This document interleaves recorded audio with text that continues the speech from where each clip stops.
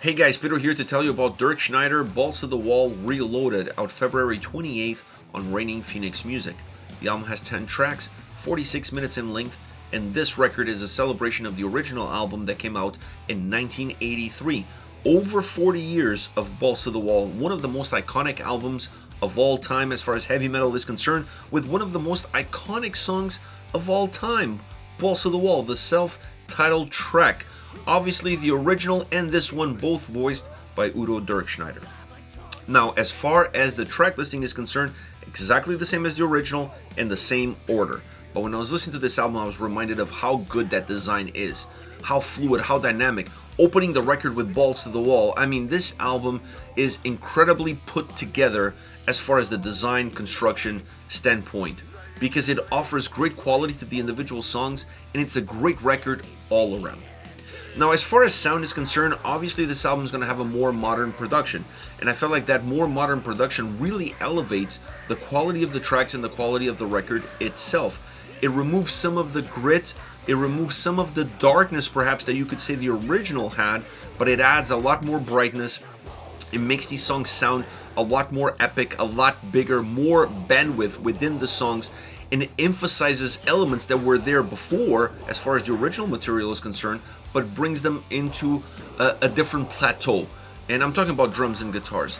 As far as drums is concerned, I actually prefer this record over the original. I thought the drum sound on this album was way better than the original album. Not just because of the production and what it does to the drum sound, but the drums playing as well. The drums on this record have force. They ignite the tracks. They have power. They give substance to these songs. They make these songs feel, sound bigger, and that's a really important aspect for an album like this. And then you have the guitars. The guitars are doing the exact same thing, perhaps not as emphasized as the drum sound, because the guitar sound on the original record was really good.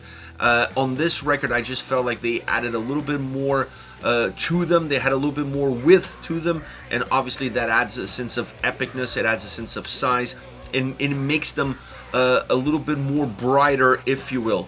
But obviously production-wise really helps define those details and elevate certain qualities that in the original, while they might have been there, the production was not quite the same, not at the same level as we see production on metal records today. So this Reloaded album definitely got a facelift and allow us to see the sound that perhaps we could have seen had Balls to the Wall been released today.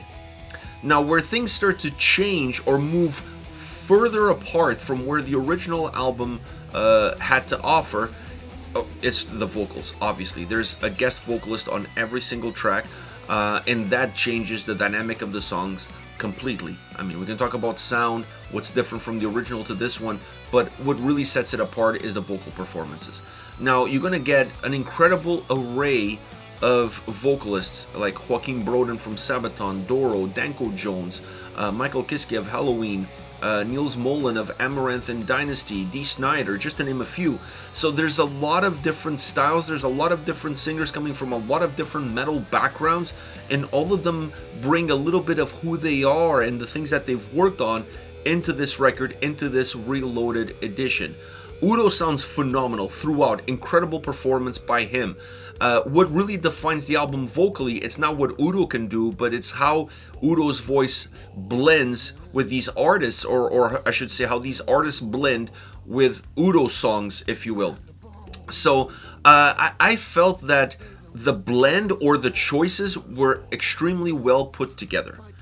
What I mean by that is that they looked at these tracks, they look at the lyrics of the tracks and look at the style of the songs and picked the right guys that kind of fit that mold, that kind of fit that style, that kind of fit the song's energy, if you will, so that they could elevate the track, so they could better blend their own personal approach and their own personal style with what the song had to offer.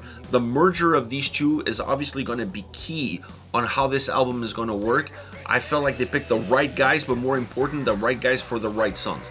My only issue vocally with this album, and it's actually my only issue with the record all around, is the fact that I feel like these guest vocalists, where they come into the song, what they contribute vocally to the song, and more importantly, where they do that contribution within the design of the song, starts to become a pattern. That pattern emerges really early. You start to listen to this record, you hear the first song, you hear the second song. By the time you get to the third song, you start to see exactly where they're coming in and how these duets are going to work. And that takes a little bit of the surprise out of the album. It makes the album feel slightly repetitive from that standpoint, because this pattern really defines all 10 tracks and what those 10 tracks are going to give you from a vocal standpoint. I wish they had changed that dynamic a little bit more. Maybe some songs have more of the guest vocalist. Maybe some songs have less of the guest vocalist.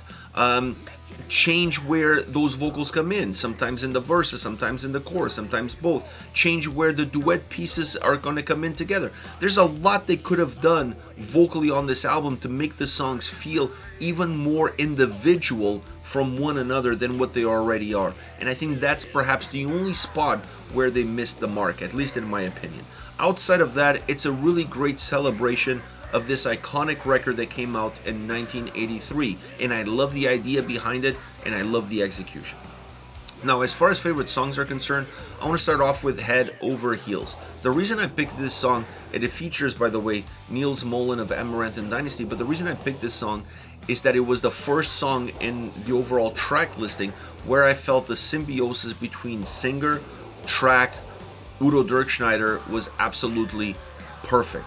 Almost like this song was designed for Nils to be part of. His voice fits perfectly into the style, into the approach. It almost feels a little bit like a Dynasty song, if you will. So it has all the ingredients that for a vocalist like Nils, it's going to just feel at home. And then the dynamics that he has with Udo, it really elevates the track.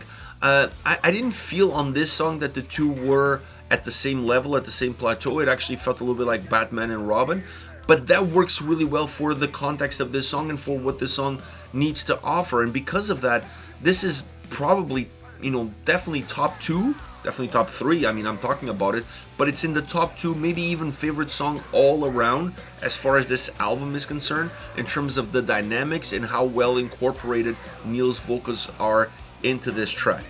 Next, we have Losing More Than You Ever Had. This one features Michael Kiske of Helloween. I enjoyed this song because it really felt like two friends singing. Two friends singing along, making this more of a duet. It's less a duet head over heels overall. This one feels more like a duet from the get-go. The two feel more on par with one another, and the track really has that sort of dynamic coming into the forefront.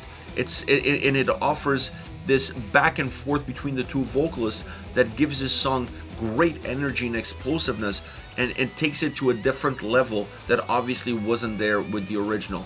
Great track, great delivery, great cooperation between the two, and like I said, feeling very organic. Like you didn't have to work very hard to get these two guys to sing together, almost like they've been doing this all of their lives. Last but definitely not least, Losers and Winners featuring D. Snider.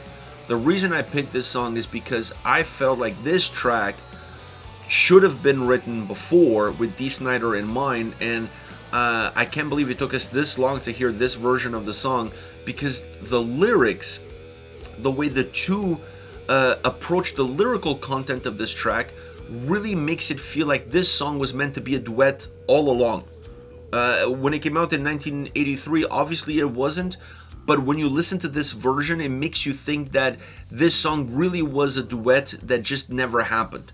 It happens now. D. Snider, I think this is perfect for him, because D. Snider kind of embodies the idea of what the lyrical content of this song is all about. So I think he's the right person from that standpoint to deliver this song. It's not, for me at least, it was not as much about what D can do vocally on the track and how that track is going to work with Udo's voice in it. To me, it was more about the lyrical content, it was more about the message. And if you're going to have a guest vocalist do a duet on a song that, in my opinion, always should have been a duet, D. Snider's the perfect guy to nail it, because I feel like this song and him were meant to be. So, great track, great delivery, great execution, an amazing duet in Losers and Winners. This is it. Dirkschneider, Balls to the Wall, Reloaded. Let me know your thoughts about this record, this celebration of an iconic album. And by the way, let me know, what do you guys think about Joakim Brodén of SABATON in the song Balls to the Wall? I just want to hear your thoughts. I thought it was a little bit but I want to hear what you guys have to say. Hit me up in the comment section. I'll see you all at the next video. Take care, guys.